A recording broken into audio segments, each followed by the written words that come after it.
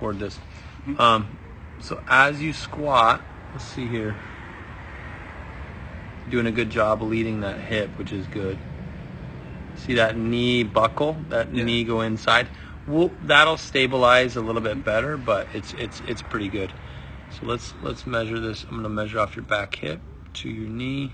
It's about 101, which is good. I don't think that's an issue as far as loading, but that knee turns in early, so we kind of collapse that back leg. Let's see how it travels through as you throw through. See how the back leg's off the ground a little bit? It's not on there. We want to stay as connected as we can to that ground. We want to push long. So that will help a little bit. We'll get better. Your arm's very flexible, which is great. So your arm lays back well. So the next thing we'll look at is the internal or external rotation. So as you plant, so I'm going to measure this knee. Oh crap. Off of that knee. And it doesn't move. See that? So that's great. So that stabilizes really, really well, which is awesome. As you throw the ball, this is another thing we want to measure off of this back hip to your knee, to your ankle, 134, which is pretty good. I think it could be a little bit better. We could bring that knee back and stabilize it more of like a straight leg, straight front leg.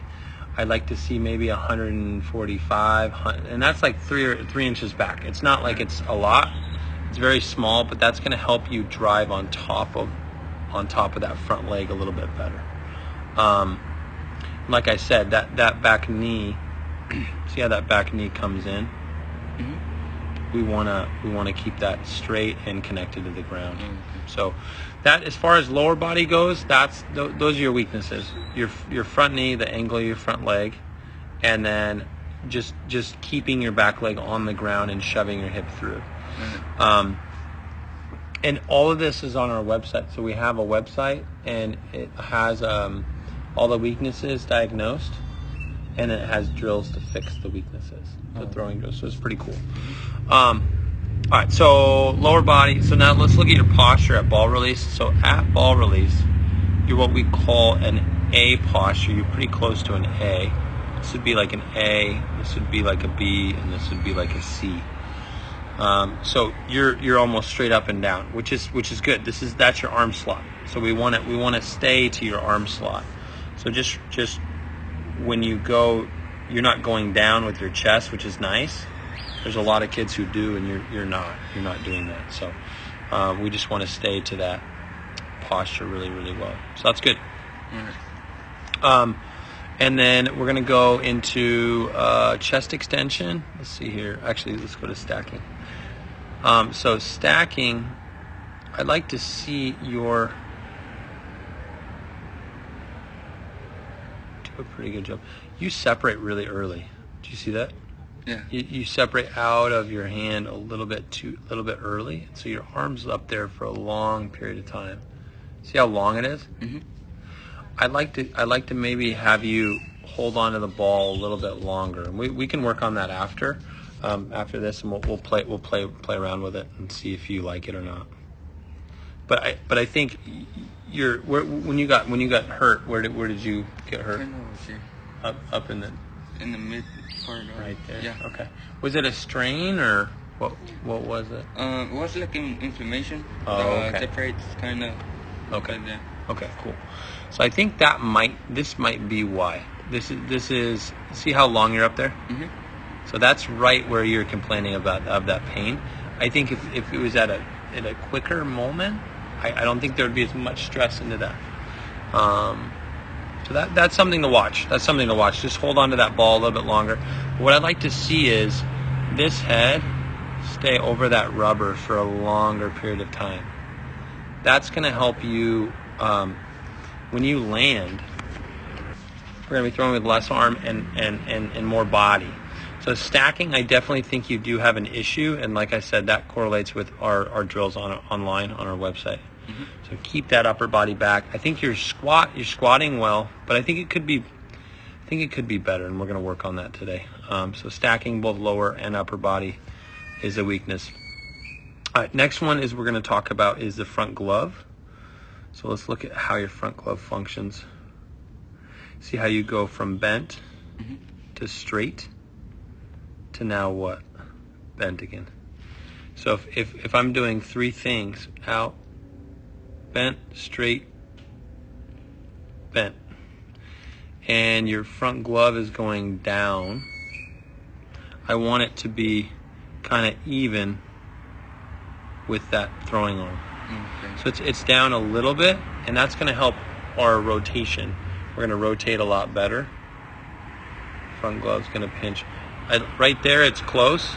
I'd like it to start going that way, but notice how it falls. Just a little bit. So there's a little bit of a front glove issue.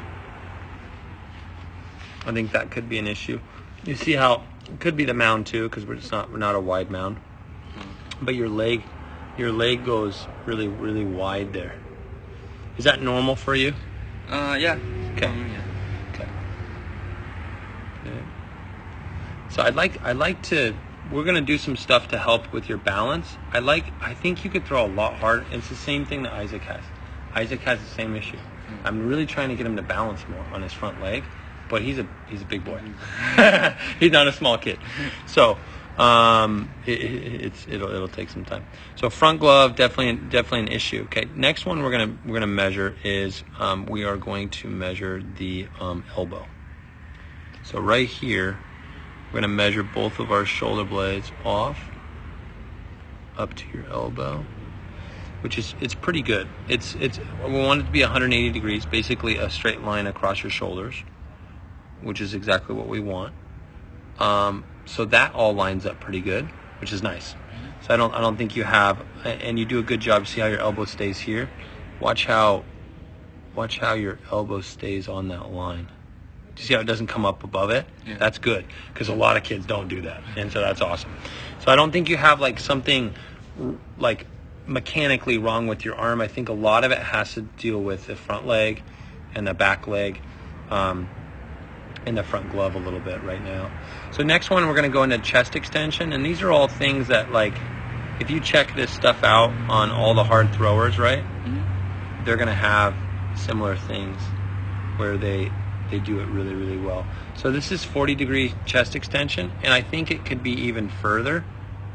This front knee, remember it was like 135? Yeah. That could be higher, and what that's going to do is it's going to allow you to drive your chest more on top. So these are kind of connected. The front knee and also the chest are connected. Does that make any sense? Yeah. So if we fix the front knee and we get that a little bit tighter, the chest is going to want to come over, and you're just going to throw the crap out of the ball. So that's pretty good. All right. And last thing we're going to talk about is chest, or that arm fly out. So arm lays back, like I said.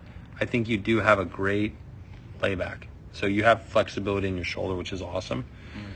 And your hand goes, you do a pretty good job, actually. You go through the ball. You really push through the ball as opposed to going around the ball. So that's awesome.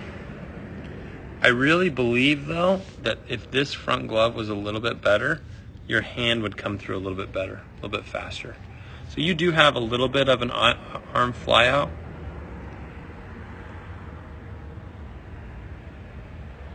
It's 54 degrees. I want it to be 45 degrees. Oh, okay. We're talking like 3 or 4 inches. Yeah. So you're fine. You're fine there. It looks pretty good. So all in all, just as a recap, power to the back leg, how you sit. We're going to work on hip function right now. We're going to work on front knee, just stabilizing that front leg. We're going to work on stacking your head, staying back. Remember that? Staying back and loading into that. Front glove. We're going to work on front glove. Yeah. We're going to work on chest extension, how far your chest drives forward, and we're going to work on a little bit of a hand fly out. So I won't push your arm too much. We're just going to work mechanically. So I'm going to